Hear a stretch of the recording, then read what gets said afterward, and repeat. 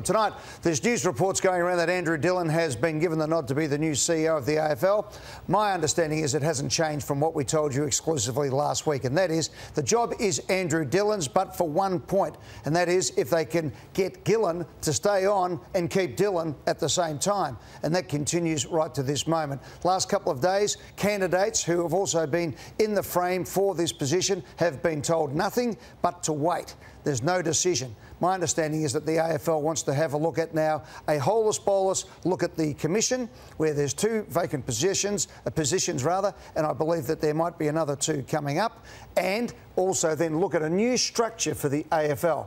If Gillen McLaughlin stays, there will be a reshaping of things, and if he goes, Andrew Dillon will be the CEO, and still there'll be a reshaping of things. So still a fair bit to go on this one, but getting closer. You said on this show last week, Ed, that there was a 10% chance in your eyes that Gillen would stay. You, I think, increased that percentage on Monday of the week just gone. As we sit here tonight, what percentage is it? Well, it's one of those things. The longer it goes, the more chance, isn't it? Because, you know, either that or Gill is going to wait to go down to Tasmania this weekend with the announcement we expect to get from the federal government regarding the money. So that's where it sits at the moment. But they still want Gill to stay. So why don't they declare that, Ed? Why doesn't Gill just come up and say, look, we're going to reshape everything and I'm staying? I think what they want to do is actually, if that is the situation, they want to actually have it. Not now we're going to have another wait. I think they want to come out and say, here's what we're doing. Bang, bang, bang. Do you think, though, if Gillen said I'm staying, that they lose Andrew Dillon? In that situation? I think you'd have to in that situation, yeah. I don't necessarily... For 13 months, though, he's been asked to apply, and then the slows on his candidature were that he hadn't pushed himself hard enough, and that was why Kylie Watson-Wheeler... It'd be a lack of faith. Well, but what if he gets it? What do you say? They didn't want me, but the last man standing. No, I think he is... I think what we have to do is forget about all that sort of stuff. He is a super credentialed candidate. I think he should be the next CEO of the AFL, okay? But if Gill stays, there's much to do. This is the thing. The AFL has changed so much in the last 5 years, or just from COVID onwards. It is a far bigger... They haven't replaced Ray Gunston, don't forget. They're probably going to have to get Travis Old. He's been interviewed for the Grand Prix position. There's going to be major changes there, so... yeah, there's a lot to go. Now, that caused great angst last week. The clubs were going completely off their heads behind the scenes. Well, I can tell you tonight, they're absolutely going again with this news about Tasmania. So let's have a look at what the papers have been saying today, and it's all good news. Elbows, Tassie cash, Elbows, Tassie pledge, federal funds set up, Tassie AFL team, funding for Hobart Stadium. But a bit like buying a boat, your happiest day is when you buy it, and the next best day is when you sell it. Is it a situation where it all looks good, but all that glitters is not gold? Yeah, well, it's reaching its pointy end stage, isn't it? But there's still a lot to play out on this front, and the finances attached to it, which are gradually getting drip-fed, and will on the weekend when the Prime Minister, Anthony Albanese, releases the latest plank to it. But it still doesn't quite... It doesn't add up. And not the way it was initially presented to the clubs as being a prerequisite requirement for it to be signed off on. So here are the figures, right? So we've got at the moment, there's 240 million coming from the feds. Now, let me tell you, no one ever gives back 240 million from the government. So the AFL will go, bang, thank you very much. There's a figure of 375 from Tassie and 15 from the AFL, and that comes to 630 million. They've also added in $85 million of debt related and selling off some land, etc., etc. That gets you to 715. You can't build a shed for 750 million to play football on. And if you're ever thinking about putting a roof on it, unless it's thatched, it's got to be 1.5 billion before you even think about it. Now, the clubs are screaming tonight saying there's no plan, they've seen no money, and there's been no communication. And there is a fear at the moment, just before you go through some of the other stadiums, amongst clubs who have spoken to me tonight, that Gill will go down and say, yes, we're going to have this, and it'll be in a fait accompli. And then it will come back to the clubs to then knock out Tasmania, which will be seen like shooting Bambi, that the money's on the table, that they've been able to pull together an amazing $715 million, and you're still going to say no, you greedy AFL clubs, self-interest all over you. But the clubs are saying 750, there's a big jump between 715 and 750 to get the bargain basement. It's a huge jump the next step, and there's much more to go. Just before we do that, Lloydie, take us through some of the stadiums around the world. Well, when you declare a figure, there's the declared figure by way of a plan, and then there's the real figure when it comes to the actual potential cost. And we look at some examples in Australia where the best stadium I feel in Australia is the Perth's Optus Stadium, and that was initially budgeted for less than $1 billion. It came out at $1.8 billion, and that's basically double what it was initially scheduled to be. We've seen the situation also at other stadiums, Adelaide Oval. We've seen some extraordinary numbers attached to that. We've got issues with already the Olympic Stadium to be built at the Gabba in 2032. It's almost trebled, and they haven't even pulled down the old stadium yet. And then you compare that with some of the figures across the world, Ed. There's not one figure that's ever come out the same upon completion. The Gabba's a good one, 50,000 seats, which is roughly what you want down at Tassie, maybe 35. But it doesn't matter if you're going to put a roof on it. It's the size of the size. That's already up to 2.7 for the rebuild. It was quoted in at $1 billion. They haven't put a shovel in the ground yet. It's up 1.7. Now, the thing that's coming out tonight that's of interest to me is if they get all this money and they announce Tasmania and then they say, well, we haven't got the money and the Greens don't like it, the opposition, and, you know, Richard Flanagan's having a crack and all the rest of it, why don't we just refurb Launceston and Hobart and we'll put the team in and away we go. Well, that may well be the best use of the money, but it's not what the whole project was about. The whole project was about to get a brand new stadium in a brand new part of Hobart with a roof on it. And here we are coming up probably $50 million short of that, as you say, bargain basement price. So, Ed, you've been a president for a long time, longer than probably anyone of a club. Why is it always about? Why is it about the stadium? Like in terms of, it costs $70 million, say, to put a football club out on a park. But you did the restructure. This is what you did 2 years ago, Ed. But surely it's more than just about a stadium. No, well, but you've got to have the stadium. And look, what we're saying always with the stadium is, if you want it to look like it does now, can you think of a game that's actually been a memorable game down in Tassie?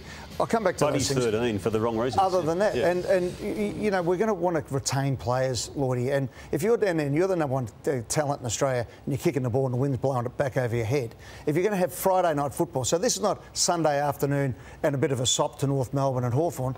This team's got to look like the West Coast Eagles in their pomp running out against Essendon on Optus Stadium. As I've said, it's a cliche now, it can't look like New Norfolk versus Penguin. Now, we saw a gather round and everyone thought that was great nostalgia, but nostalgia ain't what it used to be.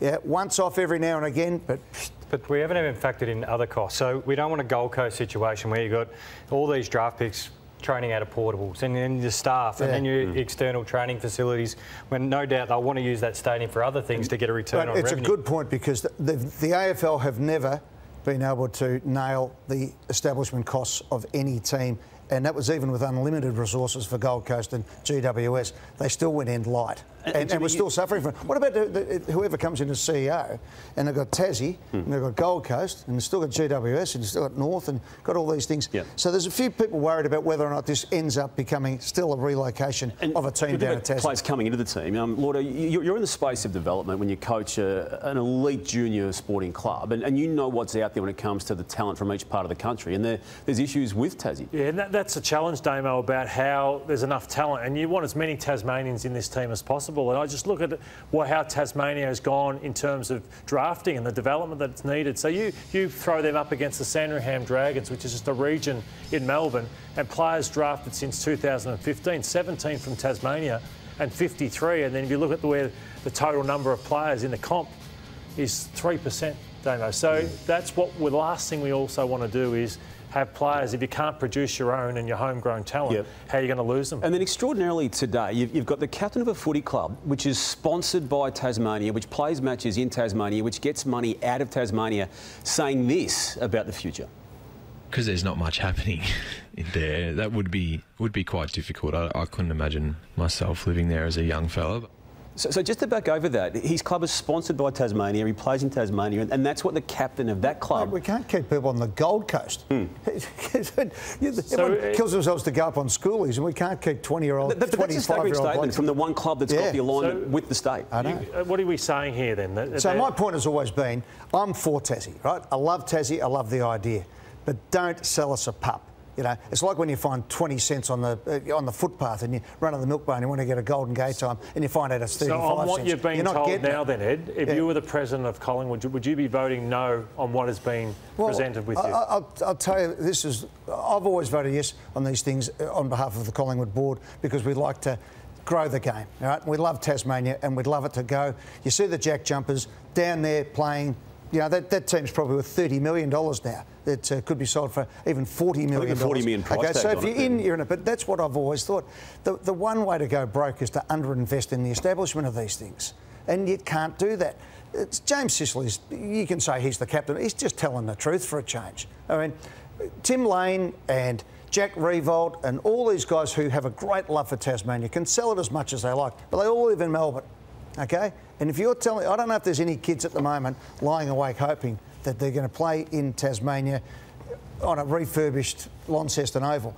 That's not having a go at Tasmanian football. But the biggest thing that I said 2 years ago was that they had to start at that stage putting $20 million into building a pathway. They need to put the people in. You know, maybe they're going to get Mark Anderson, who worked with me at Collingwood, who's around the place, who's a good figures man. Get him in. I think 2 years ago I said they should go and get Brian Cook. Well, Carlton picked him up. But they've got to get the right people in there and get the pathways to what Lloydie's saying, because they need to have a genuine Tasmanian presence in that team to make it work. Welcome back to Footy Classified. Some news just in. We talked about James Sicily, the Hawthorn captain, coming out and saying he basically wouldn't live down in Tasmania if there's nothing happening.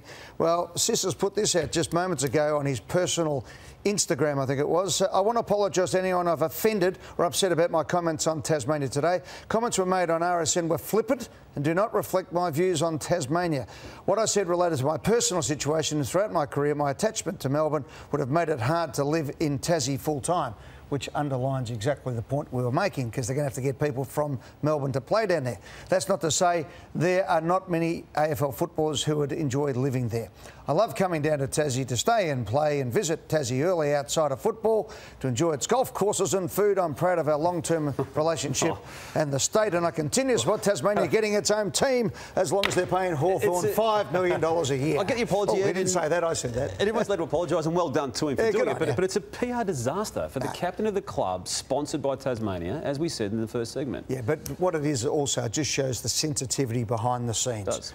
And I'll say it again, if they go half-assed into this, the AFL, they will break everyone's heart in Tasmania and they'll ruin the whole situation. And while I'm at it, if they don't go and get Brendan Gale and put him in charge of Tasmania and the football department tomorrow, then they're almost derelict in their duty. Does he still want it? Do you know? Well, I don't know if he wants that job. He wanted the CEO's job, but no one's spoken to him for a while. And I don't think he's going to get that job. I think, as I said, it'll be Gillen or Dillon. And but to tell you what, they need to thicken the soup up at the AFL. They need to get their commission right. They need to get the administration right, because everything we've spoken about tonight has got a freight train coming at 100 miles an hour. Footy's grouse at the moment. The money's there. The AFL have done a sensational job.